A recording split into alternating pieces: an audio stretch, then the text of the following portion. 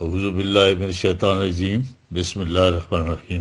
میں انجینئر اویس دورانی جی قرآنی لیکچر کے سلسلے میں آج بڑی ایک حیران کن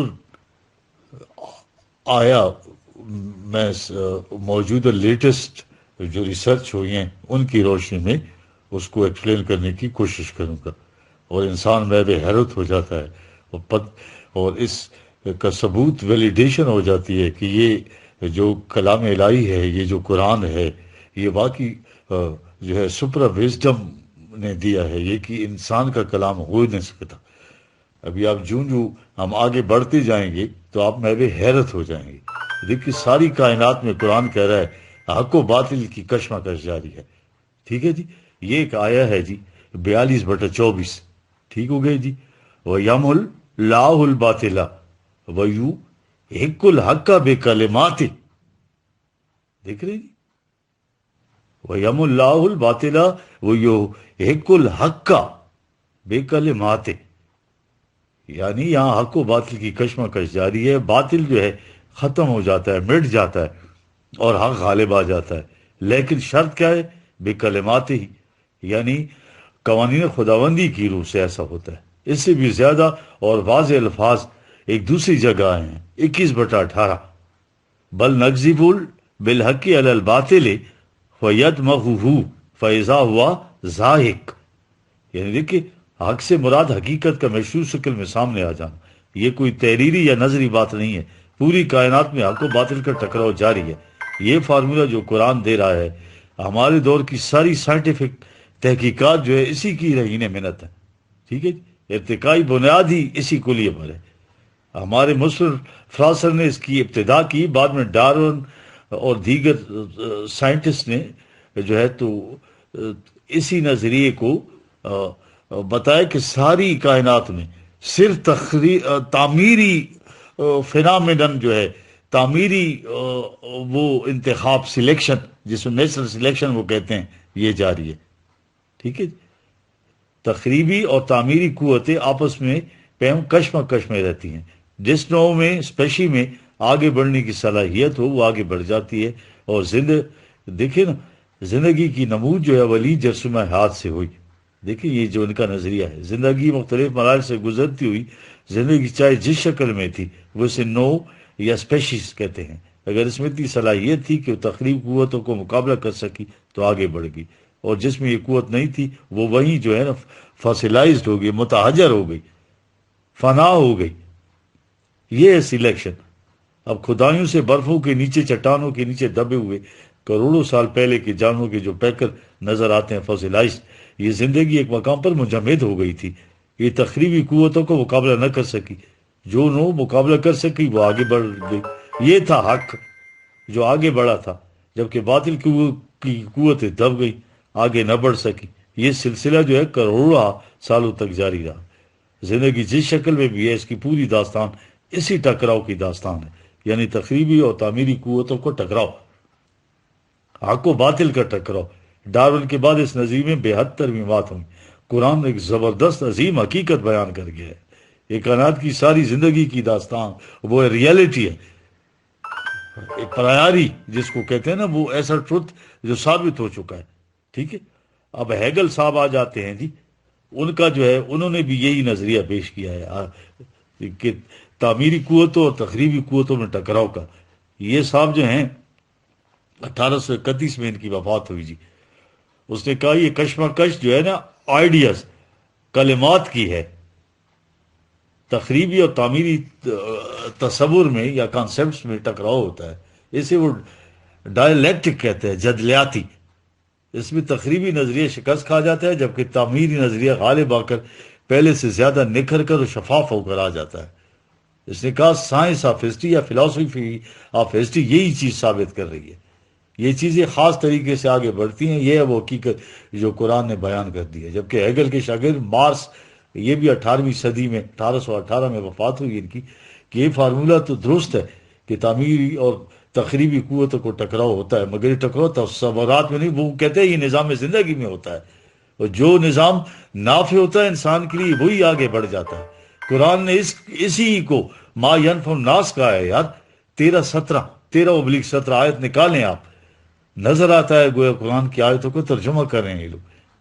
انسان میں بے حیرت ہو جاتا ہے. حالانکہ اس بات کی شہادت نہیں ملتی کہ قرآن اس طرح سے ان کے سامنے آیا ہو. اگر الفاظ نبی ہوں تو حقائق تو کائنات کی فضا میں پھیلے ہوئے ہیں. کہا کہ ہر وہ چیز جو انسان کی تخریب کا باعث ہوگی وہ مغلوب، اور جو نفع بخش ہوگی اسی کو بقا ہوگا، اسی کو دوام ہوگا، وہی ہمیشہ رہے گی. یہ ما ینفع الناس کا ترجمہ ہے. وہ نظریے کو بھی نہیں چھوڑتا اور نظام کو بھی نہیں چھوڑتا. کہتا ہے کہ ہر نظام کسی نہ کسی تصور کے اوپر متشکل ہوتا ہے. قرآن اسے ایمان سے تعبیر کرتا ہے، جو چند بنیادی نظریات کی صداقت پر یقین ہے. قرآن کہتا ہے یہ تصورات جو ہیں نظری طور پر رہیں تو کوئی نتیجہ پیدا نہیں کرتے. ان نظریات کی بنیاد پر نظام وہ نتائج پیدا کرتا ہے اور نتائج حق کی شہادت دیتے ہیں. گویا قرآن نے تصورات اور نظام دونوں کا امتزاج پہلے دن سے پیش کیا ہے، 1400 سال پہلے. یہ دونوں الگ الگ تھے. دیکھیں نا، ہیگل صرف تصور کو لے کر چلتا ہے اور کارل مارکس نے نظام کو لیا. ہیگل کا فلسفہ کوئی دیر چلنے کے بعد وہیں ختم ہو گیا، جامد ہو گیا، اور کارل مارکس بھی آگے نہ چل سکا کیونکہ اس کا نظام وہ تصورات کے بغیر تھا. قرآن کے تصورات ابدی اور غیر متبدل، اور اسی پر ایک نظام.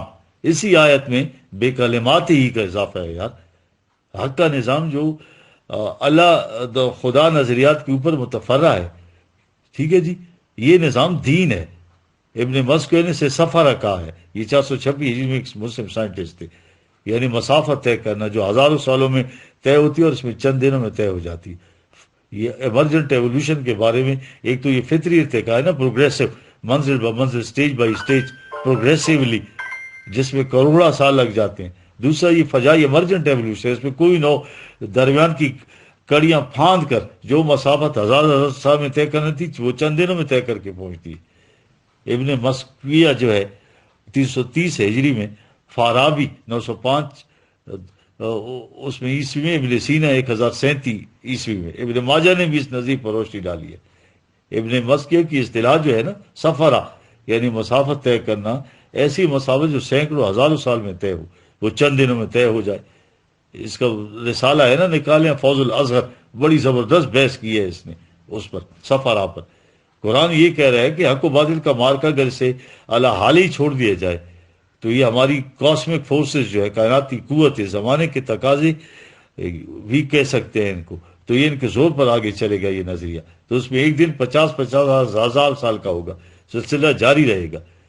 اب یہ کتاب ہے نا ایڈونچر، یہ ہے نا ایڈونچرز آف آئیڈیا، یہ آلفریڈ وائٹ ہیڈ کی کتاب ہے. اس کو ذرا نکالیں اس پہ اپنا اور دیکھیں انٹرنیٹ پہ کہ یہ صحیح تصورات کس طرح سفر کرتے ہیں. یہ تصورات جو ہے نا خود سفر کرتے ہیں. کہا کہ انسانی کا طریق جو ہے نا ٹرائل اور ایرر کا ہے، صحیح و خطا کا. وہ ایک پروگرام تجویز کر کے اس پر چلتی ہے، ناکام ہو کر سے چھوڑ دیتی ہے، پھر دوسرا لایا عمل اختیار کرتی ہے. اس طرح سے قدم بقدم ٹھیک نقصانات اٹھا کر، ہڈیاں توڑوا کر، خندق کے پھاند کر چلتے ہیں. اور پھر وہ قرآن میں ہے نا، یفسد فیہا ویسفک الدماء، سورہ بقرہ کی 30ویں آیا. ٹھیک ہے جی، کرتے کرتے آخرکار اس منزل تک پہنچ جائے گی. دین کی تاریخ تو نوح علیہ السلام سے شروع ہوئی، نظریات کی کشف جاری تھی کہ رسول کریم صلی اللہ علیہ وسلم نے ایک جماعت تیار کی. وہ جماعت حق کو غالب کرنے کے لیے اٹھی. دیکھ رہے اس جماعت کے بغیر یہ کائناتی قوت غیر محسوس طور پر یہ کام کر رہی تھی، مگر انہوں نے یہ منازل چند سالوں میں طے کر لیا. 8 سال میں نظام قائم کر دیا مدینہ میں آ کے، جو ہزاروں سالوں میں اس جماعت کے بغیر طے ہونے تھے. یہ ایمرجنٹ ایولیوشن کے بعد پھر جو ہے نا پروگریسو ایولیوشن نے لے لی. وہ جماعت نہ رہی تو سطحی نگاہوں نے دیکھا کہ اسلام تو ختم ہو گیا. حالانکہ اس دور کے بعد یہ ختم نہیں ہوا، بلکہ ایمرجنٹ ایولیوشن جو ہے وہ فطری ارتقاء میں بدل گیا.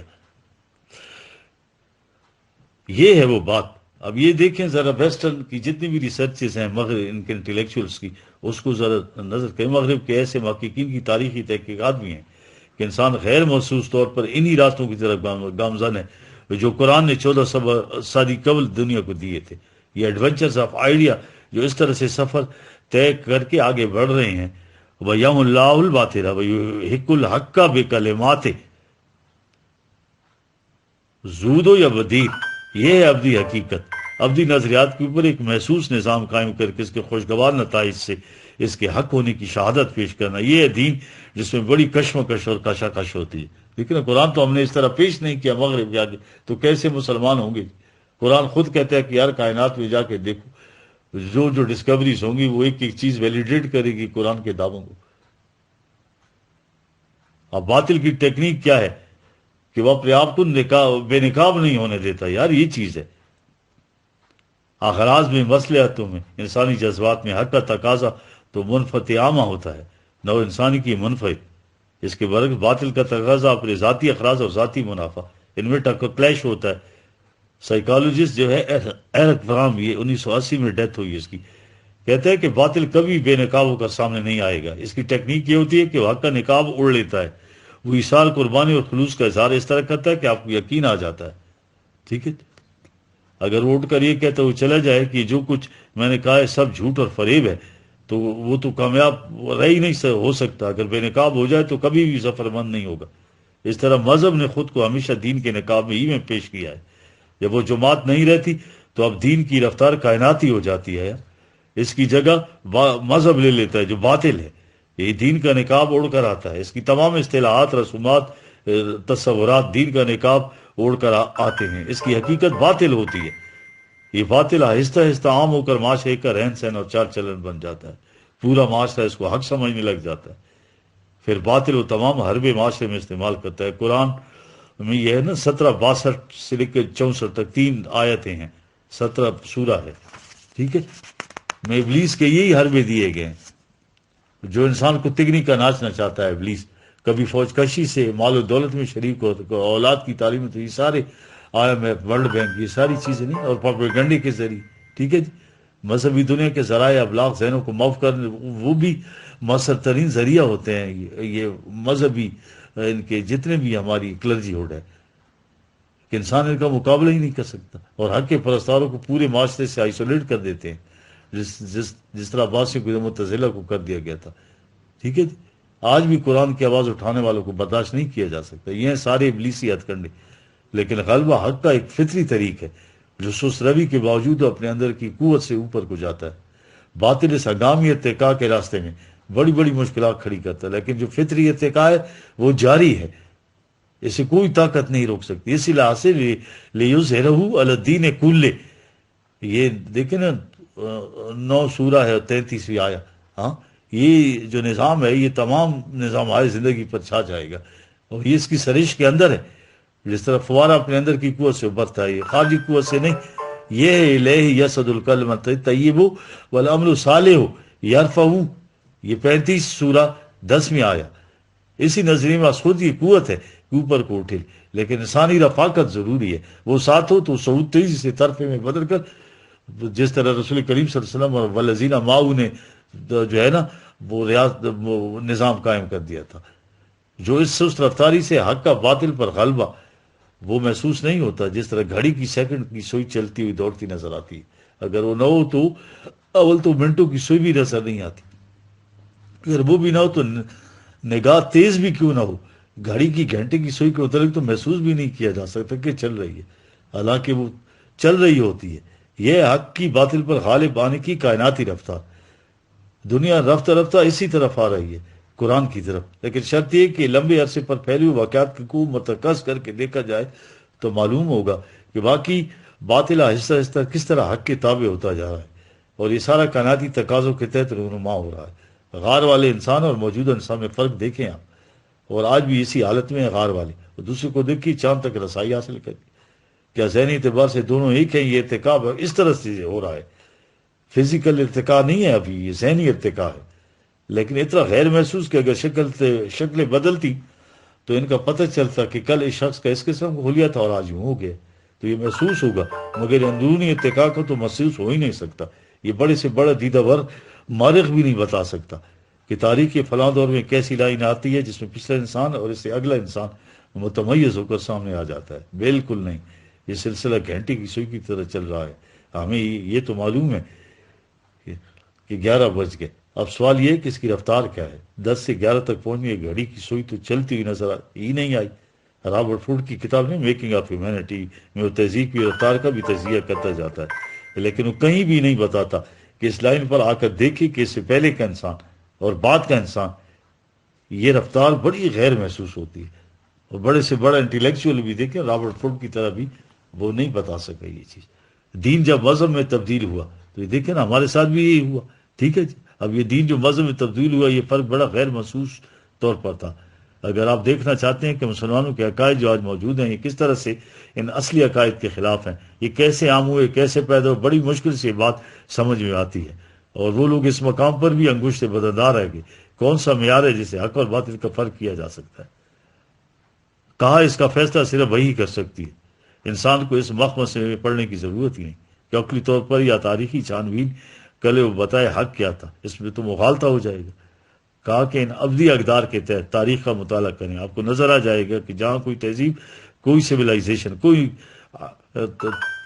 کوئی نظریہ, کوئی قوم آہستہ آہستہ روبہ زوال ہو کر فنا ہو گئی, وہ یہ تھی کہ جو ان ابدی حقائق کے خلاف گئی تھی. اور جہاں کسی قوم کا فروغ, ارتقاء اور پراسپیرٹی ہوئی, اس قوم کا نام کچھ بھی ہو نظر آئے, انہوں نے پچھلے تصورات کو چھوڑ کر نئے تصورات اختیار کیے تھے. اگرچہ انہوں نے بھی یہی کہا کہ ہم نے زمانے کی تقاضوں سے ایسا کیا, لیکن اگر ان کے ارتقاء کا باعث ہوئے تو دیکھو گے کہ قرآنی نظریات سے ملتے جلتے تھے. تاریخ کا مطالعہ اس انداز سے کرنا چاہیے, پھر حقیقت سامنے آتی ہے. ٹھیک ہے, وَيَوْمُ اللَّهُ الْبَاطِلَ وَيُحِقُّ الْحَقَّ بِكَلِمَاتِهِ, پھر اس کی شہادت مل جاتی ہے کہ قرآن کا یہ دعویٰ کتنا عظیم ہے. اپنے آپ کو حق پر اور ہندو کو دوسروں کو جو ہے باطل پر ہم سمجھتے رہے, یہ خوش فہمی ہے ہماری. فلسفیانہ طور پر بھی ان نظریات کو بلند سمجھیں مگر عملی طور پر کچھ نہ کریں تو ہیگل والی تفسیر ہے. ان نظریات کے اوپر نظام ہی اس نظریے کا ثبوت ہوگا. اگر جماعت ہو اور یہ رفتار دنوں میں بدل جاتی ہے. اگر جماعت نہیں ہے, ہاں تو نہیں ہے, تو حق اپنی کائناتی رفتار سے آگے چلتا ہے. وقت ضرور لگتا ہے لیکن یہ الہ راجعون, یہ اسی کی طرف کائنات وہ سلسلہ جا رہا ہے مین کائنڈ کا. اب ذرا مغربی محققین کیا کہہ رہے ہیں تاریخ کے سلسلے میں. ٹھیک ہے, بڑی اور طلب باتیں ذرا سنیے آپ. یہ خود اس نتیجے پر پہنچے کہ جو قوم آگے بڑھی ہے تو اس نے ان اقدار کو اپنایا تھا, جو زوال پذیر ہوئی تو اس نے ان اقدار کو چھوڑ دیا تھا جو قرآن بتا رہا ہے. یار اب وہ اس کا حوالہ اور سند نہیں دیتے کیونکہ ان کے سامنے مسلمانوں کی غلط تاریخ ہے, اور ہے بھی مسلمانوں کی تاریخ, اسلام کی تاریخ نہیں ہے. یہ جو راشدون کی تاریخ بھی تو بعد میں عباسیوں کے سامنے مرتب کی گئی. اس تاریخ کو تو ہم نے اپنے رنگ میں رنگ دیا, اس لیے محقق اس کا حوالہ اور سند نہیں دے سکتے. قصور تو ہمارا ہے کہ ہم نے نہ ان کے سامنے قرآن پیش کیا نہ صدر اول کی تاریخ, مگر اپنے طور پر غیر محسوس طور پر یہ تمام باتیں بتا رہے ہیں جو قرآن نے کہی ہیں. مثلا آہستہ آہستہ انسان زمانے کی تقاضوں کی روح سے ملوکیت, بادشاہ, شخصیت پرستی, لیکن پرست پرستی کو چھوڑتا جا رہا ہے. غلامی ختم ہو گئی یار. ایک ایولیوشن بیل کے خلاف آوازیں اٹھ رہی ہیں یار, پراپرٹی تو اونرشپ کے خلاف. ٹھیک ہے, آخر لوگ جمہوریت تک آ گئے مگر یہاں بھی انسان پر حکومت کر رہا ہے. پھر آپ پتہ نہ پائیں تو ناچار کیا کرے.